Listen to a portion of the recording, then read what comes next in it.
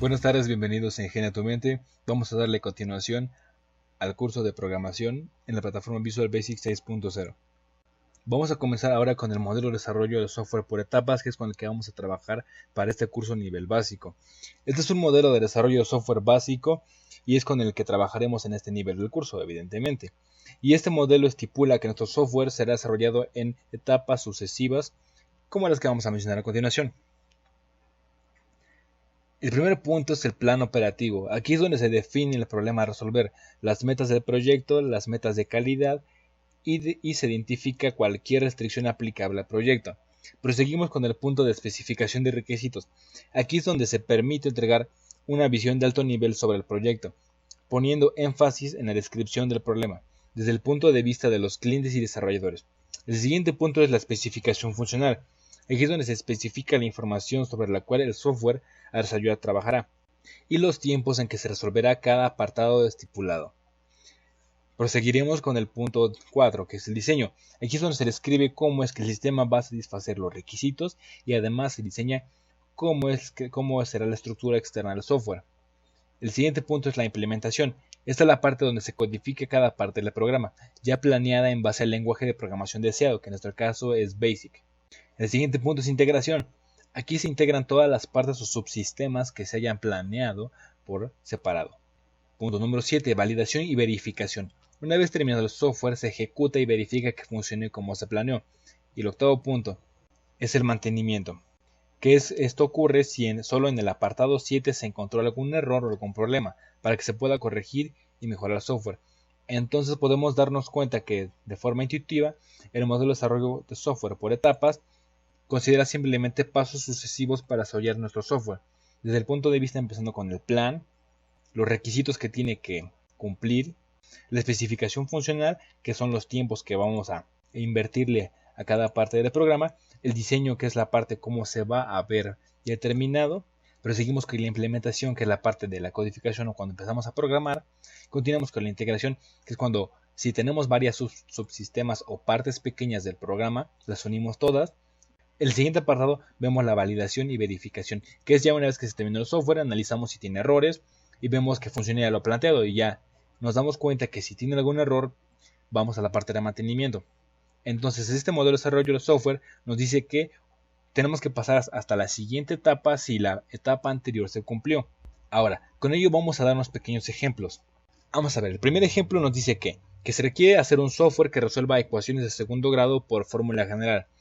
Y nos piden que realicemos un análisis de requisitos para ese software. Entonces, el análisis de requisitos está mencionado a continuación. Primer punto, el usuario debe de darnos la función f de x, ya que una vez conociendo la función f de x, sabremos cuánto vale el valor del coeficiente a, b y c. Posteriormente tendremos que analizar el discriminante o lo que viene siendo la raíz. Y tenemos que analizar que el discriminante, o sea la raíz de b cuadrada menos 4 veces a por c, sea mayor o igual que 0.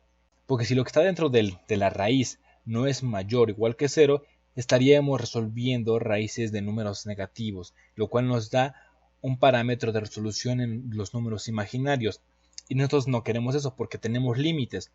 Estamos limitados a que el valor que está dentro de la raíz tenga que ser mayor o igual que 0 para que pueda resolverse.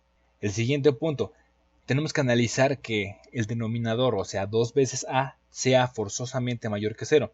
¿Esto por qué? Porque si no, el valor resultante del valor x1 y 2 tendrían tendencia al infinito.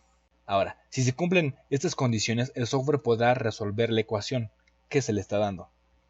Ahora, estamos limitados a casos en el que el discriminante sea mayor o igual que 0 y que la fracción o el denominador sea mayor que 0 forzosamente.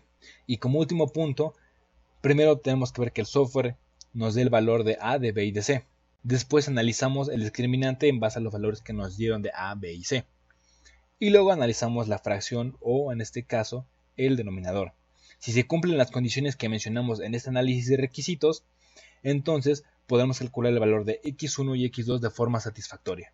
Este es un ejemplo bastante sencillo desde el punto de vista matemático para poder analizar y darnos cuenta cómo se debe hacer un análisis de requisitos.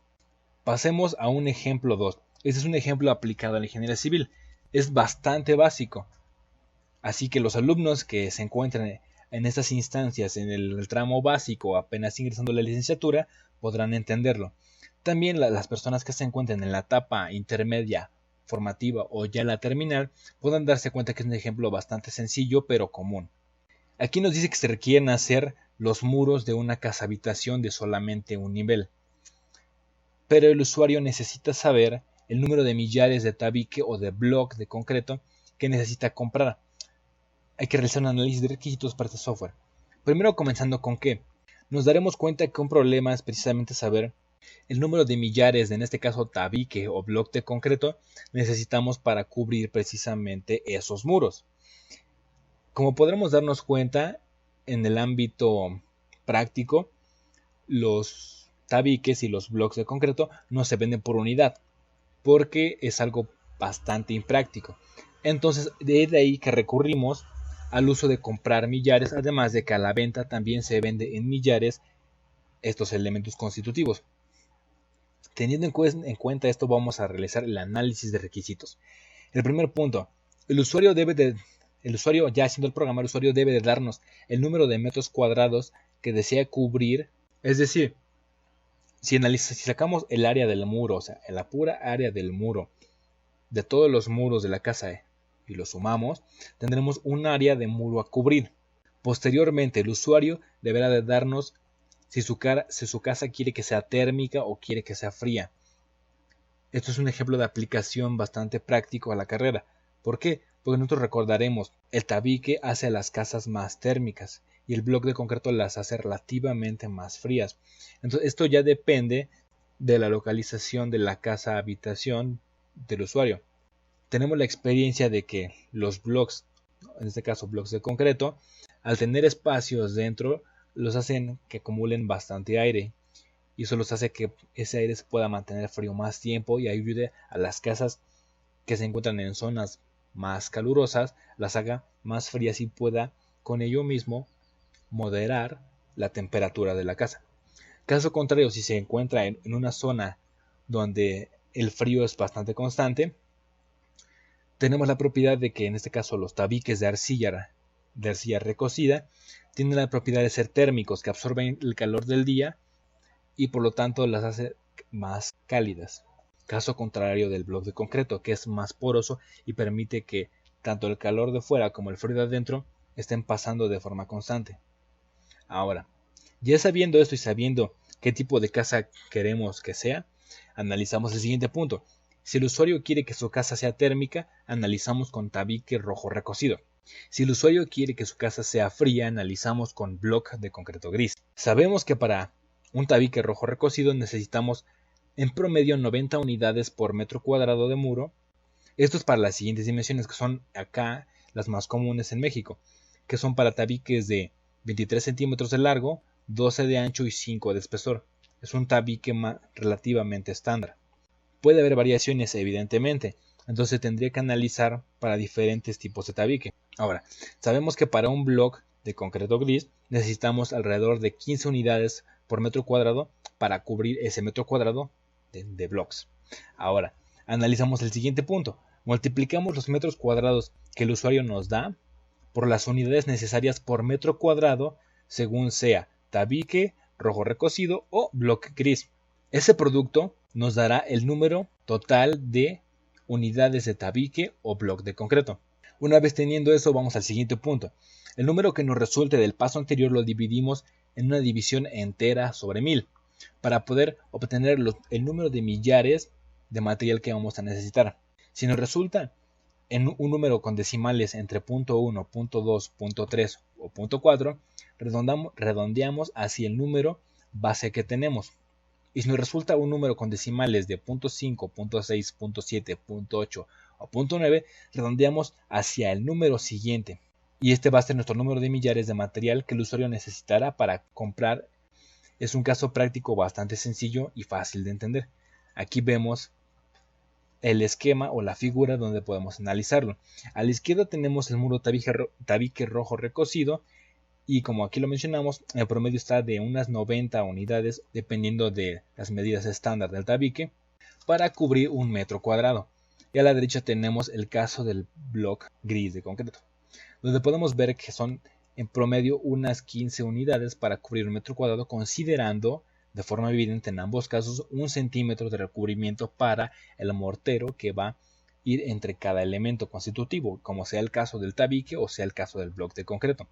Vamos a dar paso al siguiente tema, que es el tema de los algoritmos.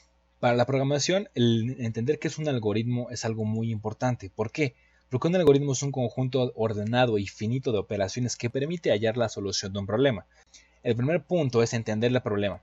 Siguiente punto, pensar en todos los pasos a seguir para realizar este problema. Tercer paso, escribir los pasos detalladamente. Cuarto paso, no omitir ningún paso. Y quinto paso, revisar el algoritmo para ver si está funcionando de forma correcta.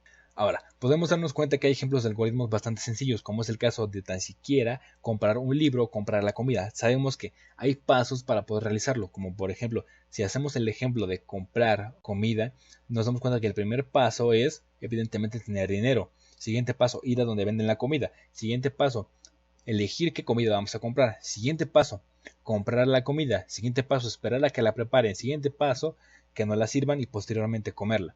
Entonces nos damos cuenta que todo se hace en base a pasos ordenados. Todo tiene una secuencia lógica por lo regular para mayoría de resolución de problemas. Es de ahí que hay algoritmos que pueden resolver técnicamente cualquier tipo de problemas. Y con ello daríamos fin a este video número 3 que lleva por nombre algoritmos.